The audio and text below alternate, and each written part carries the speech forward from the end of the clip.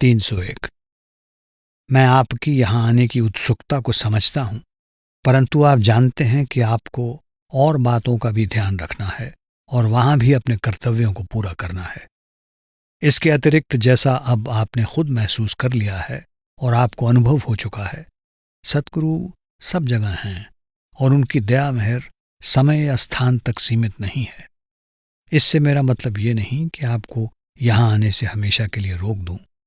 डेरा सब सत्संगियों के लिए खुला है और जब आप ये महसूस करें कि आपके यहाँ आने से आपके कार्यक्रम में कोई बाधा नहीं पड़ेगी तथा आपको कोई असुविधा नहीं होगी, तो आप बड़ी खुशी से आ सकते हैं। आप अपने आने की सूचना मुझे काफ़ी पहले दे दें ताकि आप उन दिनों यहाँ आएं जब मैं डेरा में हूँ। आपने अपनी प्रगति के बारे में जो बताया उसके लिए मैं आपका धन्यवाद करता हूँ। आपको जब भी कुछ कहना हो, आप हमेशा मुझे स्वतंत्रता पूर्वक लिख सकते हैं, परंतु अगर आपके पत्रों का उत्तर देने में देर हो जाए तो बुरा न माने, क्योंकि आपको यहाँ के मेरे व्यस्त कार्यक्रम के बारे में मालूम ही है। मुझे खुशी है कि आप भजन सिमरन अच्छी तरह से कर रहे हैं और उसे पूरा समय दे रहे हैं। सिमरन शब्द अभ्यास की बुनियाद है। जैसे जैसे एकाग्रता बढ़ेगी, आपको सिमरन करते समय भी शब्द सुनाई देगा। मुझे आपके अनुभव के बारे में पढ़कर खुशी हुई। आपका ये आनंददायक अनुभव आपकी उन्नति का सूचक है। ये बड़े महाराज सावन सिंह जी की दया मेहर है कि वो हमेशा सत्संगियों की देखभाल करते रहते हैं और वो ठीक वक्त पर आपकी सहायता के लिए आ गए। सद्गुरु का असली स्वरूप शब्द है और दूरी उसके लिए कोई बाधा नहीं है। आपकी सहायता के लिए ठीक वक्त पर पहुंचकर उन्होंने इस बात को प्रमाणित कर दिया है। इसी प्रकार वे हमारे अंत समय में भी हमारी सहायता के लिए आएंगे। शब्द अभ्यास में प्रेम पूर्वक और भी अधिक ध्यान तथा समय देकर ही हम सद्गुरु के प्रति कृतज्ञता प्रकट कर सकते हैं। वैसे मैं ये भी कहना चाहूँगा कि एक वकील को अपना मुकदमा कर्तव्य समझकर तैयार करना चाहिए और उसे हार और जीत को व्यक्तिगत मामला नहीं बनाना चाहिए। उसका अपनी ओर से पूरी कोशिश करना ही काफ़ी है। मैं आपकी प्रगति से प्रसन्न हूँ और यकीन दिलाता हूँ कि आपके अनुभव सही हैं। जब अंतर में सद्गुरु से बातें करते हैं तो जबान या होंठों से नहीं बोलते और ना ही कानों से सुनते हैं। ये एक यथार्थ तथा सच्चा अनुभव था। जैसा होना चाहिए वैसा ही था। ये एक प्रकार से आत्मिक आदान प्रदान है जिसका संबंध बाहरी कानों द्वारा सुनने से नहीं है। इसीलिए शब्दों का भाव एक से दूसरे तक अपने आप पहुंच जाता है। आपने अंतर में लाल रंग और एक सुनहरी आकृति देखने के जिस अनुभव का वर्णन किया है वो दिलचस्प है। अगर आपको पुस्तकों में इसके बारे में या ऐसी अन्य बातों के बारे में कोई उल्लेख नहीं मिलता तो कोई बात नहीं। अनुभव वर्णन से कहीं ऊंची वस्तु है और सभी अनुभवों को पुस्तकों में नहीं लिखा जा सकता। मैं तो यही कहूँगा कि आप किसी खास मंजिल पर पहुंचने की कोशिश या इच्छा न करें और ना ही ये जानने का प्रयत्न करें कि आप कहाँ तक पहुँचे हैं, बल्कि अपने आप को पूरी तरह से शब्द पर छोड़ दें। शब्द की भक्ति का यही तरीका है। हमें कहीं ठहर कर शब्द भक्ति नहीं करनी चाहिए, क्योंकि ऐसा करने से द्वैत भाव उत्पन्न होता है। बल्कि खुद को शब्द में लीन कर दीजिए और उसके साथ एक हो जाइए। तब वो आपको उन ऊंचे रूहानी मंडलों में ले जाएगा जहां आप जाना चाहते हैं। सिमरन करते समय ध्यान पूरी तरह सिमरन में ही रहना चाहिए, पर हो सकता है कि शब्द इतने जोर का हो कि कुछ समय के लिए ध्यान को अपनी ओर खींच ले। फिर भी साधारणतया आपको सिमरन समाप्त कर लेने के बाद ही शब्द की ओर ध्यान देना चाहिए। तब आपको शब्द अधिक आसानी से सुनाई देगा। अगर सिमरन के समय शब्द इतने जोर का हो कि आपका ध्यान बरबस अपनी ओर खींचे, तो आप सिमरन छोड़कर शब्द सुनना शुरू कर सकते हैं। परंतु ऐसा तभी करें जब शब्द आपको इसके लिए विवश कर दे। हाँ, भयभीत होना अथवा किसी बात की आशा रखना दोनों ही ठीक नहीं है। अपने आप को पूरी तरह शब्द के हवाले कर दीजिए। 302। मैं खुश हूं कि आप भजन सिमरन लगन के साथ कर रहे हैं और आपको उत्साहवर्धक अनुभव भी हो रहे हैं। समय आने पर सब कुछ हो जाएगा। ये एक लंबा रास्ता है, जीवन भर का काम है, पर धैर्य और लगन से सब कुछ आसान हो जाता है। आप जिस तरह अभ्यास कर रहे हैं उसी तरह करते जाएं और जो कुछ दिखाई या सुनाई दे उसमें ज़्यादा दिलचस्पी ना लें, अर्थात जो नज़ारे आप देखें उनके पीछे ना जाएं, और अगर वे गायब हो जाएं तो उनकी कमी महसूस न करें, बल्कि अपने ख्याल को सिमरन में लगाए रखें। सिमरन इस अभ्यास की बुनियाद है। सिमरन जितना अच्छा होगा, आपके लिए शब्द को पकड़ना तथा सद्गुरु के स्वरूप का ध्यान करना उतना ही आसान होगा। सद्गुरु के सिवाय और किसी का ध्यान न करें।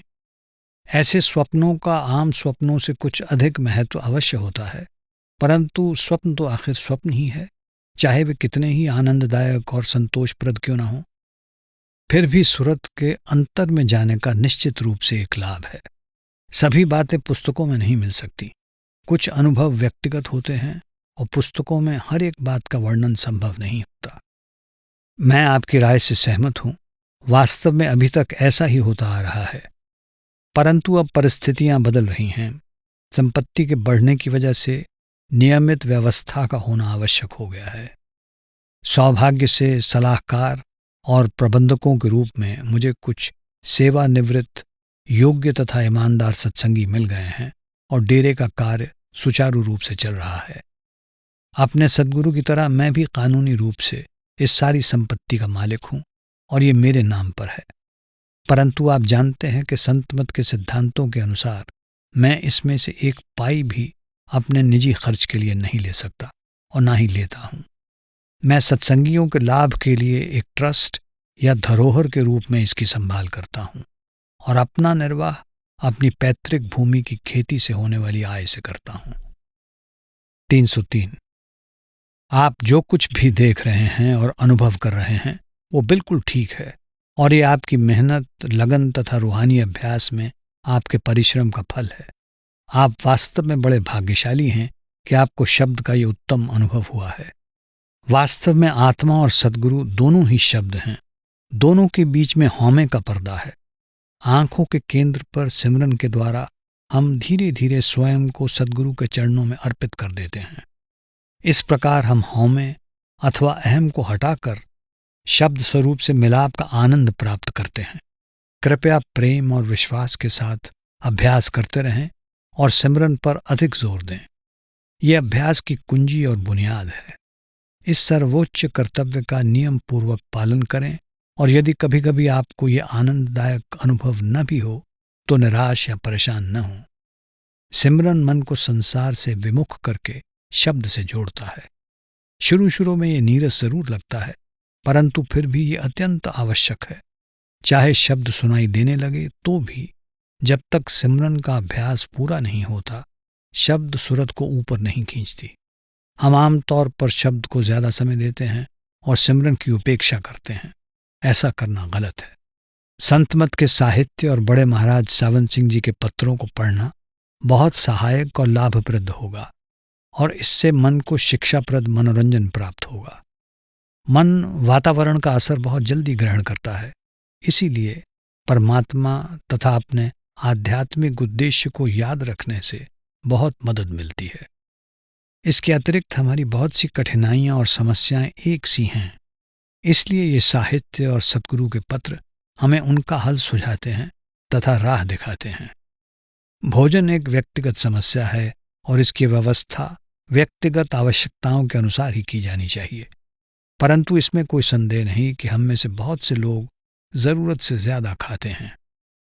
हल्की और कम खुराक भजन सिमरन में सहायक सिद्ध होती है, जैसा आपने स्वयं अनुभव किया है, परंतु इसके बारे में कोई निश्चित नियम नहीं बनाया जा सकता। अभ्यास से यह समस्या अपने आप हल हो जाती है। आप भजन सिमरन में इतना समय दे पा रहे हैं, इसके लिए आप बधाई के पात्र हैं, परंतु मैं आपको चेतावनी भी देना चाहता हूं कि आप जल्दबाजी या जबरदस्ती अपनी गति को बढ़ाने की कोशिश न करें। जो प्राप्त हुआ है उसे संभालने की कोशिश करनी चाहिए ताकि वो स्थायी बन सके। ऐसा ना हो कि जो आए एकदम चला जाए। पुस्तकों में आमतौर पर केवल इन बातों की रूपरेखा ही होती है, विस्तृत वर्णन नहीं दिया जाता। आपकी तथा अन्य सत्संगियों की मुझसे आमने सामने मिलने की तीव्र इच्छा की मैं कद्र करता हूँ, परंतु जो अमेरिकन सज्जन यहाँ आ चुके हैं और मेरे साथ डेरे में रह चुके हैं, आपको उनसे पता चलेगा कि मेरे लिए बाहर जाना कितना मुश्किल है। फिलहाल मेरा कोई प्रोग्राम नहीं है, परंतु यदि सद्गुरु की ऐसी मौज हुई तो आप सबसे मिलकर मुझे बहुत खुशी होगी। अफसोस है कि धर्म जैसा आज उस पर अमल किया जा रहा है, हमें ईश्वर के साथ जोड़ने की बजाय एक दूसरे से दूर करने का काम कर रहा है। ये इंसान और इंसान के बीच में खाई पैदा कर रहा है और इस प्रकार आपसी द्वेष के बीज बो रहा है। ऐसा नहीं होना चाहिए। हम सब उस एक ही परमपिता के पुत्र हैं, जिसका कोई धर्म, जाति या पंथ नहीं है, जो किसी भी देश या कौम की सीमा में बंधा नहीं है। वो हम सब के अंदर है, और अगर हम किसी से नफरत करते हैं तो उस मालिक से नफरत करते हैं। हमारे धर्म भी यही कहते हैं, परंतु हम उस पर अमल नहीं करते। अगर हम में से हर एक व्यक्ति इस पर चले तो कोई मतभेद और लड़ाइयां न रहें और स्वर्ग का राज्य सचमुच ही धरती पर उतर आए। हुजूर महाराज जी हमेशा सहनशीलता और प्यार का उपदेश देते थे। उन्होंने हमेशा अपने जीवन में इस पर अमल किया और अपना विरोध करने वालों के प्रति भी सहनशीलता और प्रेम का व्यवहार किया। 304। जहां तक आपके अनुभवों का सवाल है, अंतर में एक संपूर्ण और विशाल संसार मौजूद है। पूरा सूक्ष्म लोक अपने उपलोकों सहित अंतर में आबाद है और काल के राज्य में भी नेक आत्माएं तथा प्रकाशमय स्वरूप या आकृतियां हैं। अंतर में जब भी आकर्षक आकृतियां मिलें तो अपनी सुरक्षा के लिए मन ही मन 5 नाम का सिमरन करना चाहिए। सद्गुरु के नूरी स्वरूप के दर्शन होने पर भी सिमरन करना चाहिए, ताकि इस बात की परख हो जाए कि कोई गलत ताकत उनका रूप धारण करके तो नहीं आ गई। सिमरन के सामने सद्गुरु का स्वरूप ठहरा रहेगा। जैसे जैसे आप प्रगति करेंगे, सद्गुरु अंदर आपसे बातें भी करेंगे, परंतु सब कुछ उचित समय आने पर होगा। ये अच्छी बात है कि अब आपको शब्द बीच में या केंद्र में सुनाई देता है। शब्द को सुनते समय सब तरफ से ध्यान हटा लें, सिमरन से भी ख्याल हटा लें और अपने आप को शब्द में लीन करने की कोशिश करें। धीरे धीरे शब्द आपको अपना लेगा और आगे ले जाएगा। ध्यान को आंखों के केंद्र पर स्थिर रखकर सिमरन करना चाहिए। 305।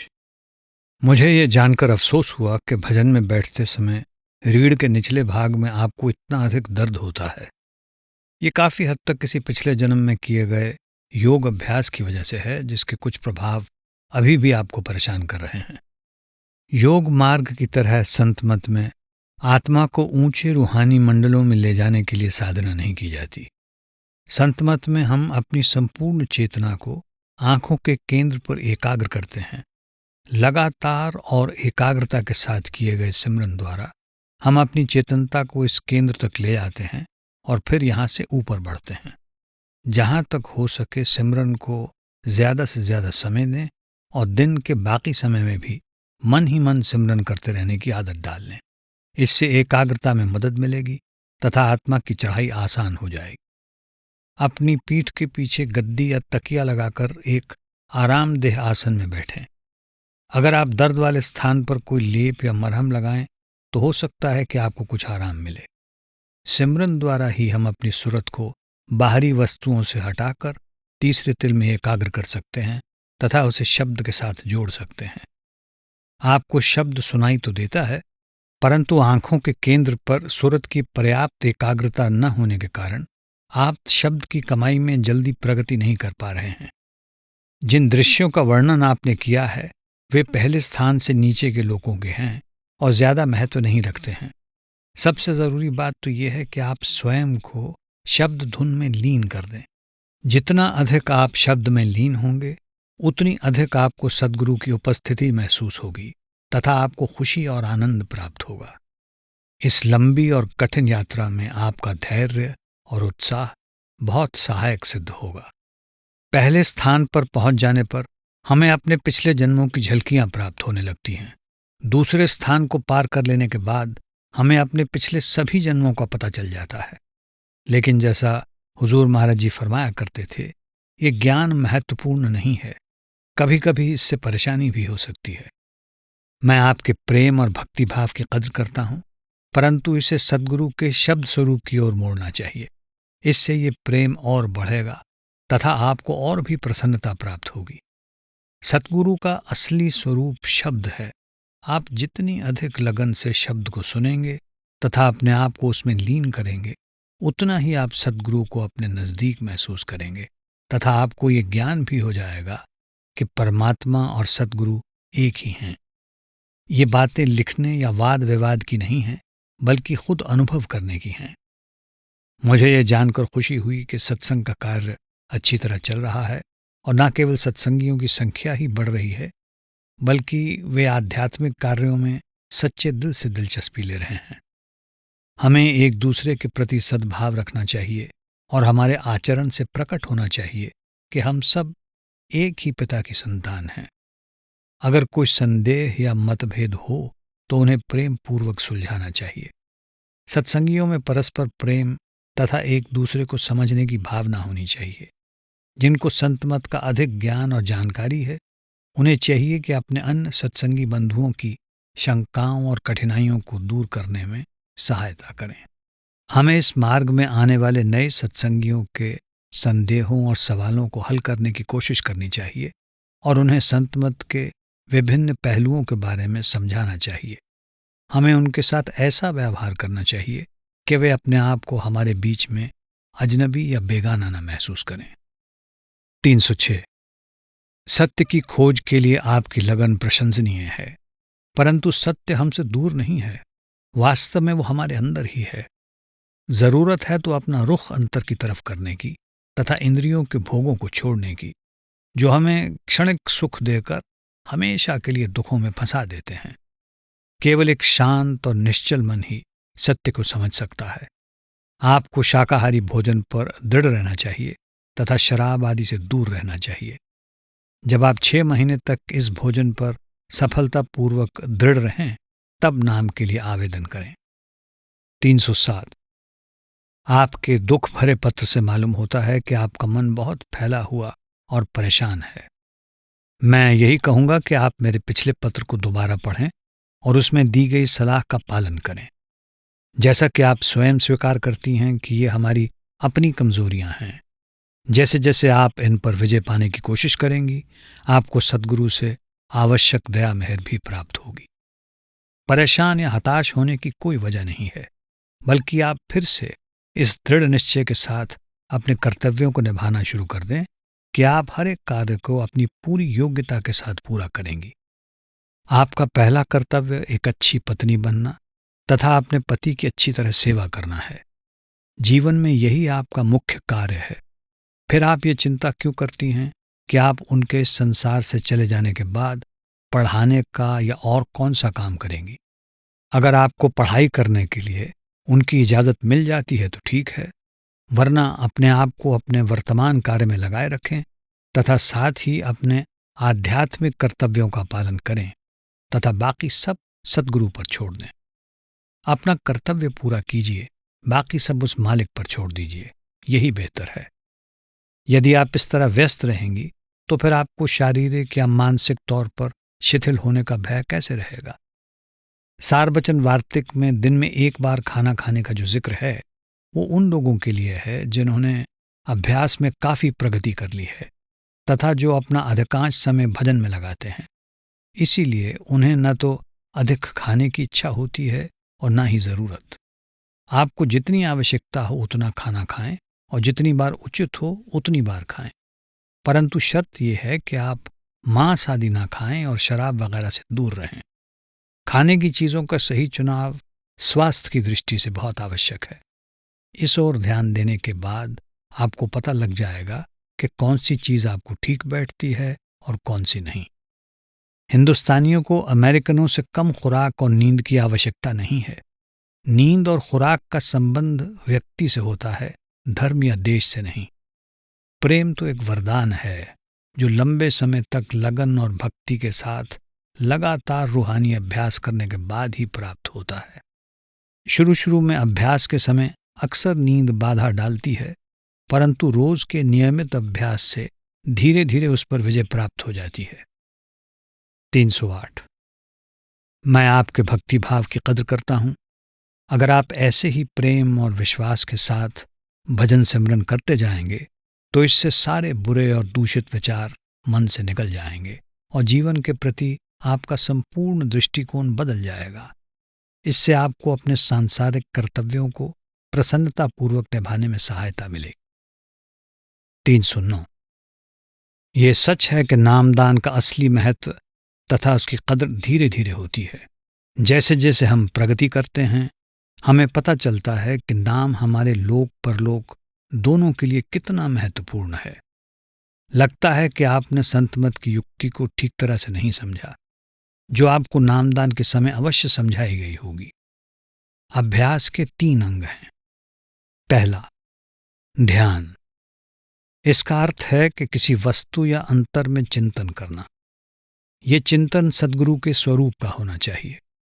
सद्गुरु के व्यक्तिगत संपर्क से ये क्रिया आसान हो जाती है, लेकिन सद्गुरु के देह स्वरूप से दूर रहने वाले लोगों को चाहिए कि वे प्रेम और भक्तिभाव के साथ अपने आप को आंखों के केंद्र के बीच सद्गुरु की उपस्थिति में महसूस करें।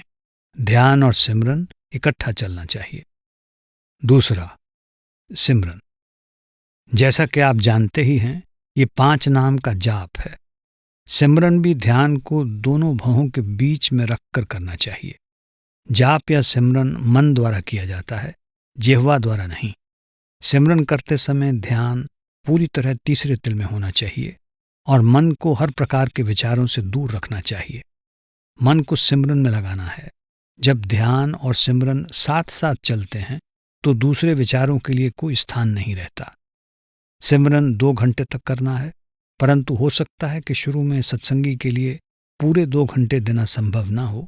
उस हालत में वो 1 घंटे या इससे कुछ कम समय से शुरू कर सकता है, परंतु उसे धीरे धीरे ये वक्त बढ़ाते जाना चाहिए ताकि वो एक ही बैठक में प्रतिदिन 2 घंटे तक सिमरन कर सके। तीसरा, धुन। इसके लिए अभ्यासी को तुरंत आसन बदलकर शब्द सुनने के आसन में बैठ जाना चाहिए। शब्द दाहिने कान से या बीच में से सुनना चाहिए, बाईं ओर से कभी भी नहीं सुनना चाहिए। अगर बाईं ओर से कुछ भी सुनाई दे तो उसकी ओर बिल्कुल ध्यान न दें। हो सकता है कि शब्द तुरंत सुनाई देने लगे या कुछ समय के बाद ही सुनाई दे, परंतु ये अभ्यास रोज आधा घंटा करना है, चाहे शब्द सुनाई दे या ना दे। मन में ऐसी कोई कल्पना नहीं करनी चाहिए कि कोई चीज ऊपर चढ़ रही है। सिमरन के फलस्वरूप कुछ समय बाद चेतना आंखों के केंद्र में एकत्र होने लगती है, परंतु इस प्रकार के विचार या ऐसी कोई कल्पना नहीं करनी चाहिए कि चेतना ऊपर जा रही है या इस पैर अथवा उस पैर में से कोई चीज निकल रही है।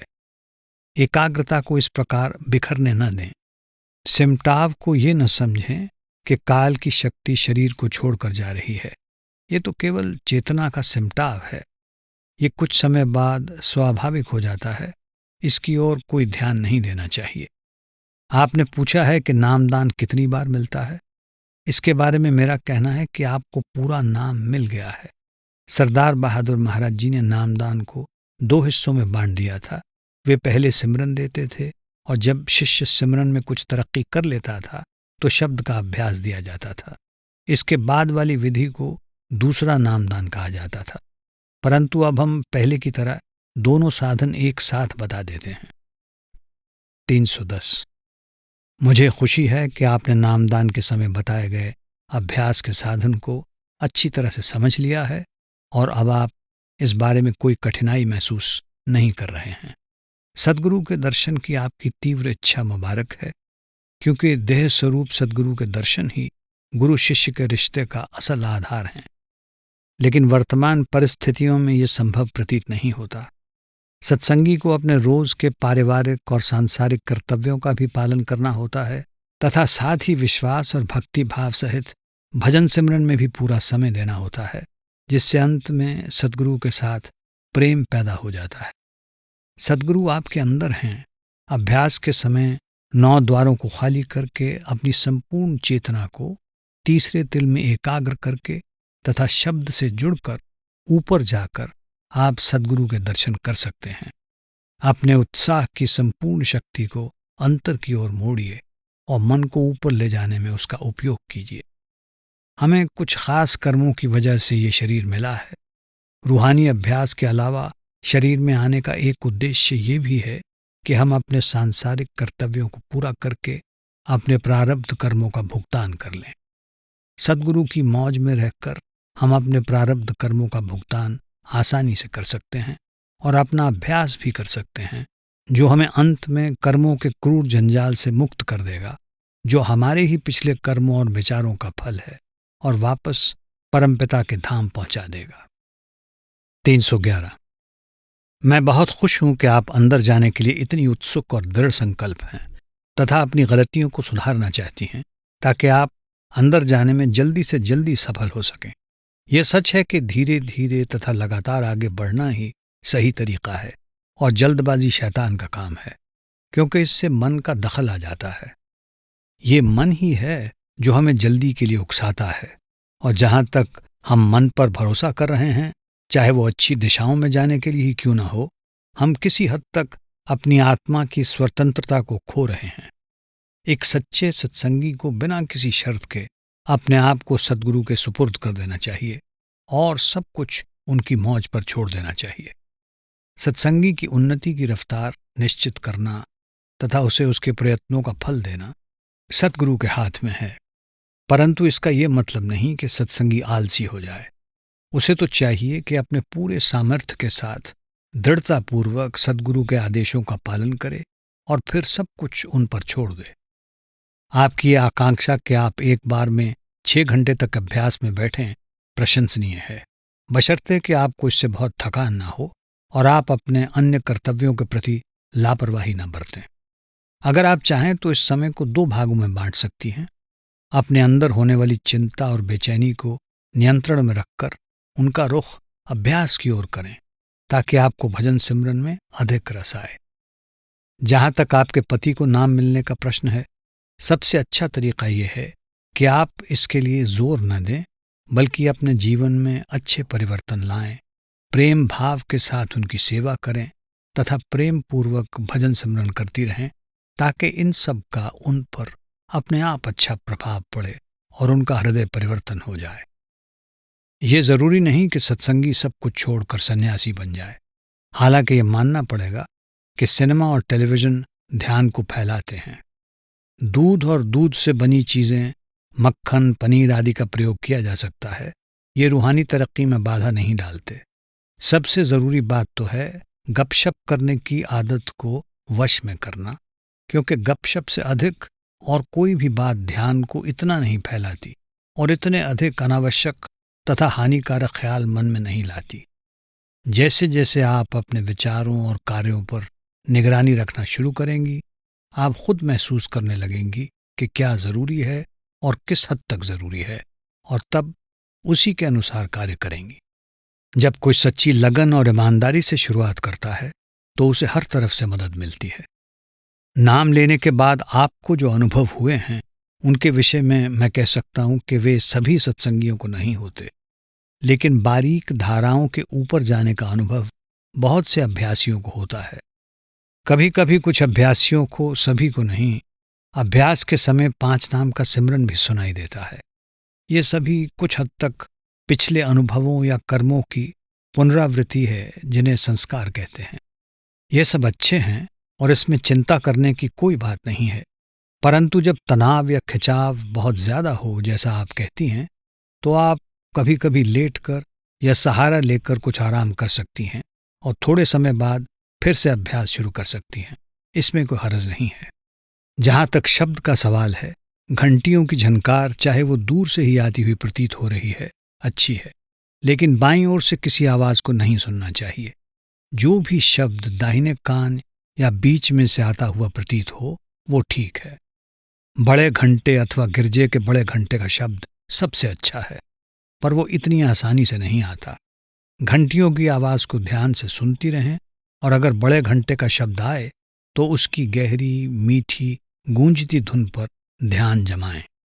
नीली, सफेद या और किसी भी रंग की ज्योति आंखों के सामने आए तो आने दें, पर उन पर कोई ध्यान न दें। इनके प्रति निर्लिप्त रहना अधिक लाभदायक होगा। ध्यान के केंद्र अर्थात तीसरे तिल को ढूंढने की कोशिश न करें, क्योंकि ऐसा करना समय और शक्ति बर्बाद करना है। आंखों को धीमे से बंद कर लें और ध्यान पूर्वक सिमरन करें। केंद्र अपने आप मिल जाएगा। ध्यान को दोनों आंखों के बीच के अंधेरे में रखें। एकाग्रता पूर्ण होने पर शब्द स्वयं ही सुरत को अंदर और ऊपर खींच लेगा। अभ्यास के समय शरीर में सरसराहट, झनझनी या ऐंठन आदि हो सकते हैं। इन बातों से चिंतित या परेशान न हो। अभ्यास से उठने से पहले अपने शरीर को ऊपर से नीचे की ओर धीरे से सहलाएं, इससे सब ठीक हो जाएगा। हृदय की धड़कन, सांस की क्रिया और शरीर की अन्य क्रियाएं अपने आप कार्य करने वाले केंद्रों तथा प्राणों के अधीन हैं। हम उनमें दखल नहीं देते। अभ्यास के समय जब बदन अकड़ जाता है या सुन्न हो जाता है तो भी इन क्रियाओं में कोई बाधा नहीं पड़ती। ये अकड़न या सुन्न होने की हालत ऊपर की ओर बढ़कर कंधों तक आ सकती है, परंतु तब भी कोई खराबी नहीं होगी। जब सुरत शरीर से पूरी तरह सिमट जाएगी तो एक स्थिर ज्योति दिखाई देगी और शब्द भी सुनाई देगा। किसी भी बात की पहले से आशा न करें, किसी भी बात से डरे नहीं। जब भी आपको कोई परेशानी हो या डर लगे तो अपने ख्याल को प्रेम पूर्वक सद्गुरु की ओर मोड़ें और 5 नाम का सिमरन करें। आप अपने कमरे में फोटो रख सकती हैं, लेकिन उसे कभी कभी आते जाते देखने के लिए रखना चाहिए। फोटो का उपयोग ध्यान के लिए नहीं करना चाहिए। 312। आपके पत्र के लिए धन्यवाद। आपने लिखा है कि आपको शब्द की दीक्षा मिल गई है। ये सचमुच एक बहुत बड़ी दात और वरदान है। कौन कह सकता है कि वो इस वरदान के लायक है? ये परमपिता की ओर से एक वरदान है। संत तो केवल उसे बांटने वाले हैं। अब आपको इस दीक्षा से पूरा लाभ उठाना चाहिए और हर रोज नियम पूर्वक सिमरन के बाद शब्द को सुनने का अभ्यास करना चाहिए। जहां तक शब्द सुनने के आसन का सवाल है, ये बेशक कुछ मुश्किल है, परंतु बहुत लाभकारी भी है। धीरे धीरे इसकी आदत डालनी चाहिए। जब तक आपको इस आसन पर बैठने का अभ्यास न हो जाए, आप कुर्सी पर बैठकर भजन कर सकते हैं, अथवा किसी कुर्सी या पलंग की ओर मुंह करके जमीन या गद्दे पर पालथी लगाकर बैठ सकते हैं। इस प्रकार बैठकर अपनी कोहनियों को कुर्सी या पलंग पर रखकर, अंगूठों को कानों में और हाथों को हल्के से मुंह पर रखकर शब्द सुनें। इतना ध्यान रखें कि आंखों पर दबाव न पड़े। शब्द के लिए बैठने का यह तरीका तब तक जारी रखें जब तक आप शब्द की दीक्षा के समय बताए गए आसन में बैठने के आदी नहीं हो जाते। तब तक के लिए आप किसी भी ऐसे आरामदेह आसन को अपना सकते हैं जिसमें आप कम से कम आधा घंटा बैठ सकते हैं। 313। इसमें कोई शक नहीं कि आपको अपने सद्गुरु के इस मायामय संसार से चले जाने से बहुत दुख पहुंचा होगा। सभी को ऐसा गहरा दुख हुआ है। जिन्होंने अंतर में उनके दर्शन किए हैं या अंतर में उन्हें पा लिया है, वे सचमुच बड़े भाग्यशाली हैं, क्योंकि वे जानते हैं कि सद्गुरु दूर नहीं हैं। ये अच्छा है कि उनके जो पत्र आपके पास हैं उनकी आप कद्र करते हैं। वे बड़े अनमोल हैं और प्रेम तथा प्रतीति के साथ उन्हें बार बार पढ़ना भी सत्संग है। मैं आपको सलाह दूंगा कि अपने सद्गुरु के पत्रों को पढ़ने के तुरंत बाद अभ्यास में बैठ जाया करें। इससे आपको अभ्यास में सहायता मिलेगी। ये सच है कि ये अभ्यास और रहनी दोनों का मार्ग है। अगर हम सच्ची लगन के साथ अपने सद्गुरु के आदेशों पर चलेंगे तो हमें किसी बात का पछतावा नहीं होगा। आप भाग्यशाली हैं कि आप कभी कभी उनकी झलक देख लेते हैं और आपको शब्द भी सुनाई देता है। परंतु अगर आप अभ्यास को पूरा समय देंगे तो आपकी और भी उन्नति होगी। अपने सद्गुरु के प्रति आभार प्रकट करने का यही उत्तम ढंग है। 314। मैं आपके उच्च गुणों तथा संतमत के अनुसार रूहानी तरक्की के लिए कार्य करने की लगन की कद्र करता हूँ। संतमत की इन उत्तम पुस्तकों के अध्ययन से आपको पता चल गया होगा कि परमात्मा का साक्षात्कार अंतर में ही किया जा सकता है, बाहर नहीं। रास्ता और मंजिल दोनों ही हमारे अंदर हैं। हमें केवल अंदर जाकर अपनी यात्रा शुरू करनी है, और अगर हम आदेशों के अनुसार परिश्रम करेंगे तो कोई वजह नहीं कि अपनी मंजिल पर ना पहुंच सकें। आप शाकाहारी हैं और आपके संस्कार अच्छे हैं। इससे आपका कार्य और भी आसान होगा। जैसा कि आपको बता दिया गया होगा, इस मार्ग पर चलने के लिए मांस से बनी वस्तुएं, अंडे, शराब आदि से दृढ़तापूर्वक दूर रहना अत्यंत आवश्यक है। मैं ये भी बता देना चाहता हूँ कि हम सम्मोहन विद्या, सम्मोहन के द्वारा इलाज, प्रेत विद्या अथवा आत्माओं को बुलाने आदि के पक्ष में नहीं हैं, क्योंकि ये न केवल खतरनाक हैं बल्कि इनसे मन और अधिक फैलता है। हमें अपनी पूरी शक्ति संत मार्ग पर चलने में लगानी चाहिए। 315।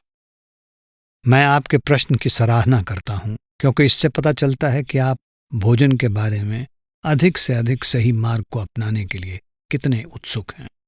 निर्मल रहनी अच्छे अभ्यास का आधार है। आपके देश की परिस्थितियां यहाँ की परिस्थितियों से भिन्न हैं, फिर भी जहाँ तक संभव हो सत्संगियों को अपने बच्चों को, चाहे उन्हें नाम न भी मिला हो, मांस अंडे से दूर रखना चाहिए, परंतु उन्हें मजबूर नहीं करना चाहिए, बल्कि उनको प्रेम से मनाना और समझाना चाहिए कि ये मानसिक और आत्मिक दृष्टि से अच्छा आहार नहीं है और सद्गुरु नहीं चाहते कि हम किसी जीव को मारें या कोई दूसरा हमारे आहार के लिए किसी को मारे। उन्हें बताएं कि आप इसीलिए मछली, मांस, अंडे आदि नहीं खाते और शराब भी नहीं पीते। उन्हें समझाएं कि अगर आप इन चीज़ों को अच्छा और उचित समझते तो अवश्य ग्रहण करते, परंतु क्योंकि आपका अनुभव है कि ये वस्तुएं अच्छी नहीं हैं, इसीलिए उन्हें आप उनको भी नहीं देना चाहते। हिंदुस्तान में सत्संगी अपने बच्चों को इन चीज़ों को खाने के लिए साफ मना कर देते हैं और बच्चे आसानी से माता पिता की बात समझ जाते हैं। 316। सद्गुरु के लिए सच्चा प्रेम अंतर में उनके दर्शन करने से ही जागृत होता है। शुरू शुरू में इसका थोड़ा बहुत अभ्यास करना पड़ता है। अगर हम सच्चे मन से सद्गुरु की इच्छा और हुक्म का पालन करें तथा उनके आदेशों पर चलें, तो मन में सद्गुरु के प्रति प्रेम भरोसा उत्पन्न होता है, जिससे अंतर में दर्शन भी होते हैं और प्रेम भी परिपक्व होता है। 317। मैं तो यही कहूँगा कि आप जो कार्य चाहें करें, परंतु इस बात का ध्यान रखें कि जो कुछ करें अनासक्त भाव से करें और किसी तरह भी संतमत के सिद्धांतों के साथ समझौता ना करें। हमें मनुष्य जन्म का पूरा फायदा उठाना चाहिए तथा नाम, भक्ति और परमात्मा के साक्षात्कार द्वारा इस अमूल्य अवसर का सदुपयोग करना चाहिए। सृष्टि के सब प्राणियों में मनुष्य का चोला सर्वश्रेष्ठ है और केवल इसी चोले में हम गुरु भक्ति और नाम भक्ति द्वारा आवागमन के चक्कर से मुक्त हो सकते हैं। जहाँ तक संभव हो ज्यादा से ज्यादा समय सिमरन और भजन में दें और अपने कारोबार को अनासक्त भाव से आजीविका कमाने का साधन समझकर करते रहें। 318। मुझे ये जानकर खुशी हुई कि आप अपने पूरे सामर्थ्य से मेरे आदेशों का पालन कर रहे हैं और आपको इससे फायदा भी हुआ है। आपको किसी प्रकार की चिंता या भय नहीं होना चाहिए। भय और चिंता की बजाय मन में प्रेम और भरोसा धारण करें। इस उद्देश्य को प्राप्त करने का सबसे अच्छा उपाय है आदेशों का पूरी तरह से पालन करना तथा अभ्यास के लिए प्रतिदिन 2.5 घंटे का समय देना। अगर आवश्यक हो तो ये समय 2 बैठकों में भी पूरा कर सकते हैं। सिमरन करते समय आंखें बंद करके अपने ख्याल को तीसरे तिल में स्थिर रखने की कोशिश करें। अगर ध्यान बाहर जाए तो उसे वापस केंद्र पर लाएं और स्वयं को याद दिलाएं कि सिमरन करते समय आपको अन्य किसी भी बात के बारे में नहीं सोचना है। जैसे जैसे आप तीसरे तिल के नजदीक होते जाएंगे, आप में शक्ति और विश्वास की भावना अपने आप आने लगेगी।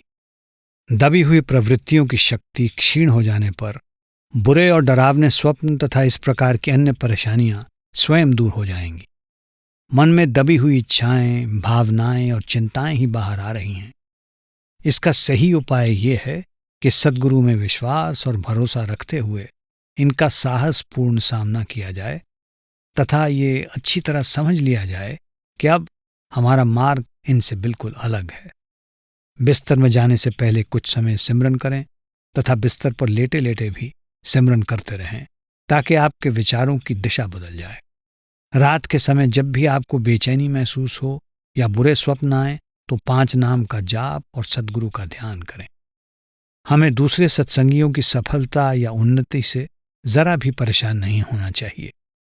ये अच्छा है कि आप इससे परेशान नहीं होते। सबको अपने अपने कर्म भुगतने हैं तथा समय आने पर हर एक को उसकी कमाई का फल मिलता है। डरे नहीं तथा प्रेम प्रतीति के साथ अभ्यास में जुटे रहें और जब भी आवश्यक समझें मुझे लिखने में संकोच न करें। 319। मुझे ये जानकर खुशी हुई कि आप आदेशों का पूरी लगन के साथ पालन कर रहे हैं और इसके फलस्वरूप आंतरिक शांति और स्वतंत्रता का अनुभव कर रहे हैं।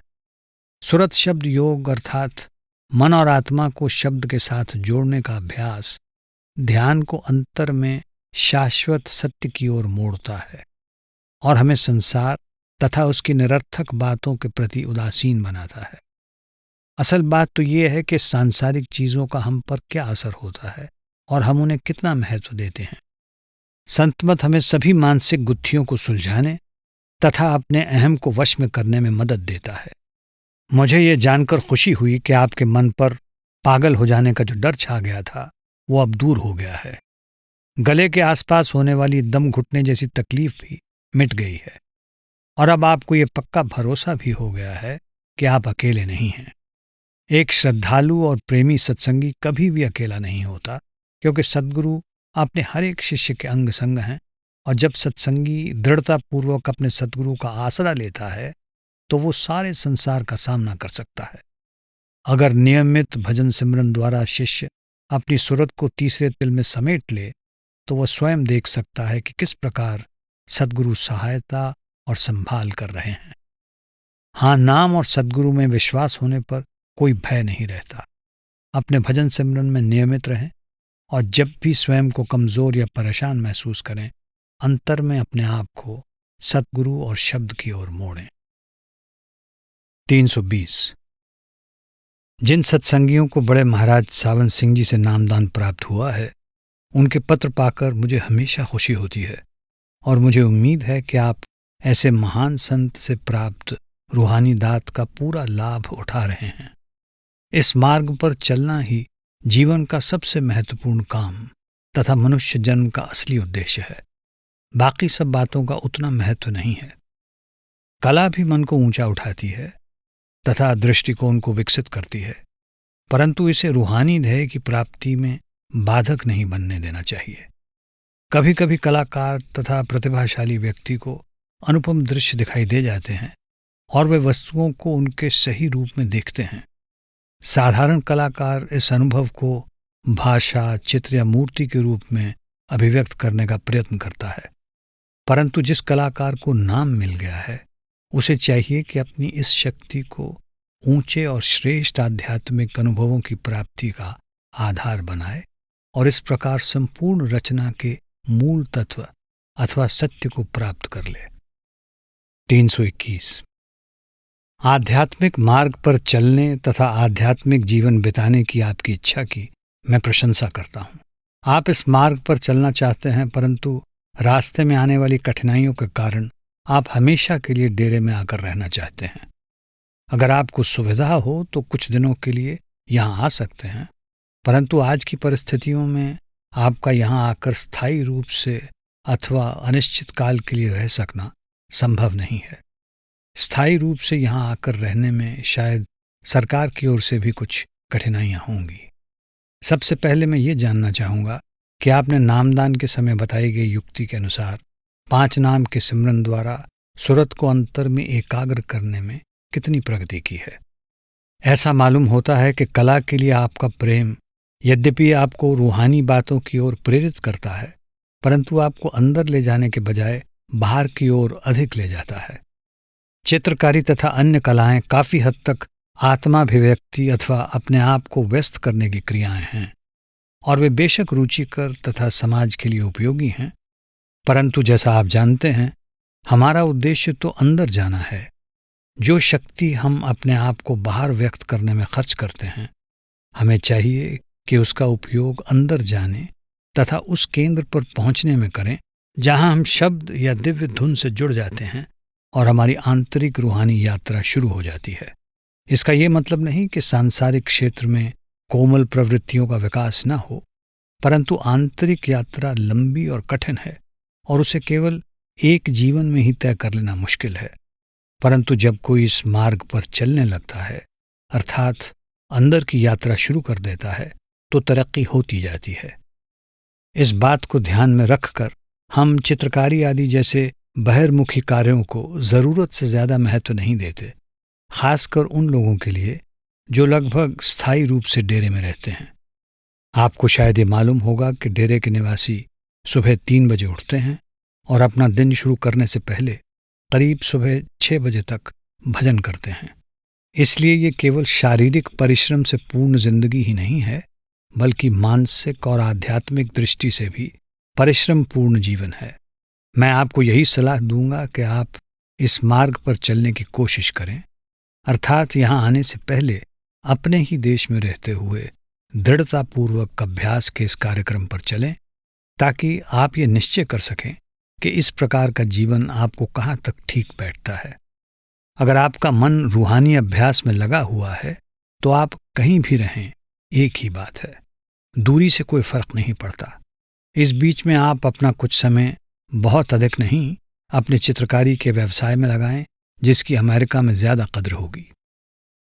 322। मैं इस बात पर विशेष बल देना चाहता हूं कि सद्गुरु व्यक्ति नहीं बल्कि एक शक्ति है जो हमारे कल्याण के लिए अवतार धारण करती है। मनुष्य का शिक्षक केवल मनुष्य ही हो सकता है, इसीलिए उस आंतरिक अनादि शक्ति को शरीर धारण करने की आवश्यकता पड़ती है। स्थूल शरीर नष्ट हो जाता है, परंतु सद्गुरु की कभी मृत्यु नहीं होती। और आज भी अगर आप 9 द्वार खाली करके सूक्ष्म मंडल में जाएंगे तो अपने सद्गुरु सरदार बहादुर जगत सिंह जी से मिल सकेंगे। चाहे हम कहीं भी हों, सद्गुरु हमेशा हमारे अंतर में मौजूद हैं, परंतु हम अंदर नहीं जाते, इसलिए हम इस बात को समझ नहीं पाते और ना ही उन्हें देख पाते हैं। जब हम अंदर जाएंगे और उनसे मिलेंगे, तभी हमें उनकी वास्तविक महानता, उदारता तथा दया मेहर का पता चलेगा और वे हमारे लिए क्या क्या कर रहे हैं इसका अनुभव होगा। जहाँ तक आपका संबंध है, सरदार बहादुर जगत सिंह जी ने आपको नाम दिया है और वही आपके गुरु हैं। आध्यात्मिक प्रगति के लिए ये बहुत ज़रूरी है कि आप नामदान के समय उनके बताए गए मार्ग पर लगन और विश्वास के साथ चलते रहें। आपको सिमरन द्वारा शरीर को खाली करके अंदर उनके दर्शन करने चाहिए, फिर वे आपको मंजिल दर मंजिल ऊपर ले जाएंगे। 323। जहाँ तक जीव रहित अंडों का सवाल है, उन्हें दूध की श्रेणी में नहीं रखा जा सकता। दूध में आप चाहे कुछ भी मिला दें, परंतु दूध में उस प्राणी की उत्पत्ति नहीं होती जिससे हमें दूध मिला है, जबकि अंडों में चाहे वे निर्जीव हों या सजीव, डिंब या बीज होता है। निर्जीव और सजीव दोनों ही प्रकार के अंडे पाश्विक अथवा तामसिक प्रवृत्तियों को उत्तेजित करते हैं और इस प्रकार मन की शांति और स्थिरता में बाधक होते हैं। इसके अतिरिक्त आप अंडों के बारे में जो कहते हैं, अगर वो सही भी हो तो भी हम इस सिद्धांत का दृढ़ता के साथ पालन करने पर जोर देते हैं, ताकि किसी प्रकार की ढील या नरमी दुरुपयोग का कारण न बन जाए तथा इस प्रकार वास्तविक उद्देश्य ही नष्ट न हो जाए। आपने सत्संगी तथा उसके सद्गुरु के बारे में पूछा है, सो सद्गुरु का असली स्वरूप शब्द है।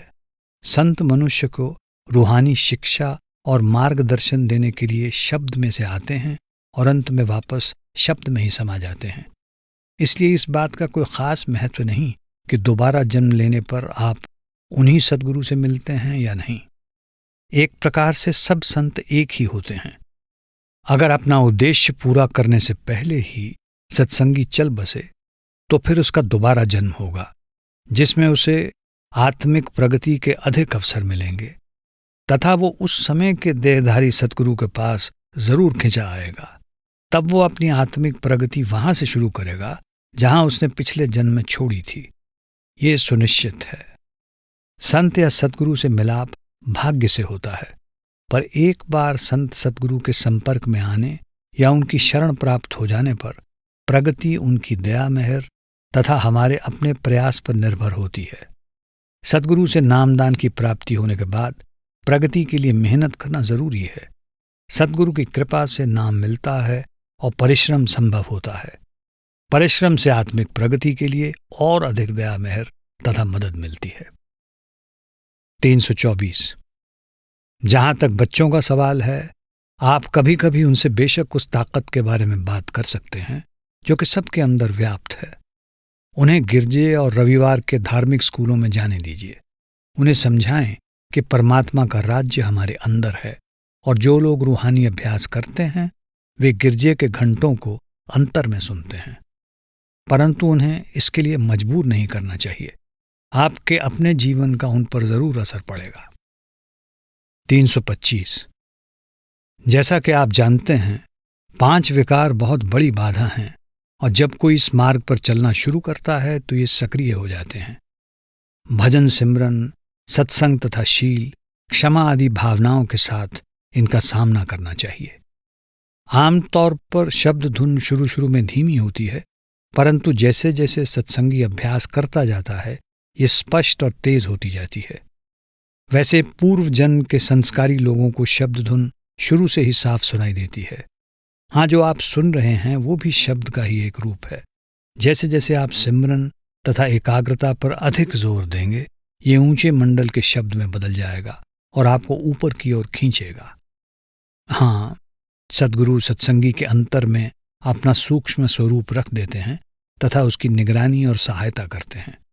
अगर सत्संगी अंदर जाए तो इस बात की सच्चाई खुद देख सकता है। सत्संगी अपने सद्गुरु के दर्शन पहले स्थान में तथा कभी कभी तीसरे तिल में भी कर सकता है। प्रेम और विश्वास पर बहुत कुछ निर्भर है। ये अच्छा है कि आप रूहानी अभ्यास को दृष्टि में रखकर अपने जीवन की योजना बना रहे हैं, परंतु इसे अपने सांसारिक कर्तव्यों के रास्ते में रुकावट न बनने दें। संतमत लोगों से दूर भागना या कर्तव्य के प्रति उदासीन होना नहीं सिखाता। प्रतिदिन नियमित रूप से भजन सिमरन करते हुए अपने सांसारिक कर्तव्यों को भी निभाना चाहिए। जहाँ तक आपके आंतरिक अनुभव अपनी पत्नी को बताने का सवाल है, आप दोनों के हित को देखते हुए मेरी सलाह है कि ऐसा न करें, कम से कम अभी तो नहीं।